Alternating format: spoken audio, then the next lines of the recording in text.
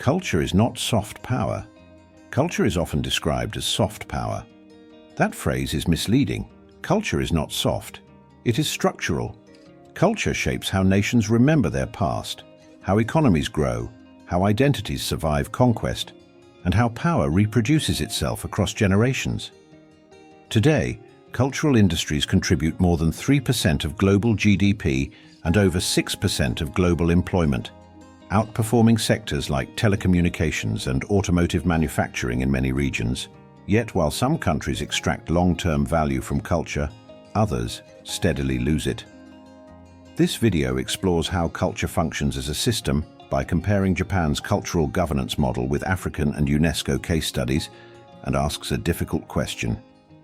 Why has Japan transformed culture into an economic engine while many post-colonial societies struggle merely to protect their heritage? Party Seoul. Culture as a national system. Culture is not just art, festivals, or museums. At the policy level, culture operates through 4 interacting systems: legal recognition, institutional protection, economic integration, and public participation. Remove any one of these and culture decays. Japan recognized this early. In 1871, following widespread destruction of Buddhist temples during the Meiji period, Japan enacted the Ancient Objects Preservation Law. That crisis triggered Japan's first cultural awakening. Culture became something the state actively governed, not something passively remembered. Part 2. Japan's cultural architecture. Japan's modern cultural system is built on one of the world's most detailed heritage classification frameworks. Under the Law for the Protection of Cultural Properties, Japan formally recognizes tangible and intangible cultural properties, folk traditions, cultural landscapes, monuments, and historic building groups.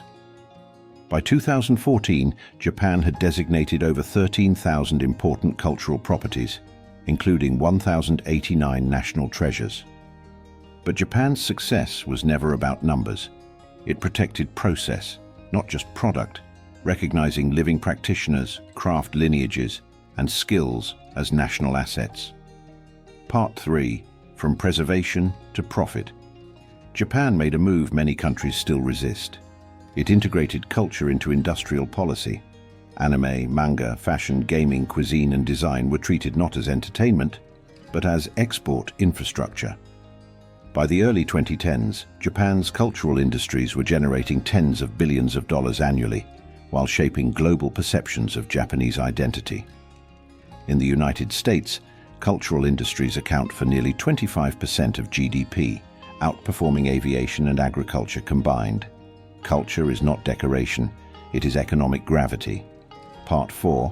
Africa. Culture without control.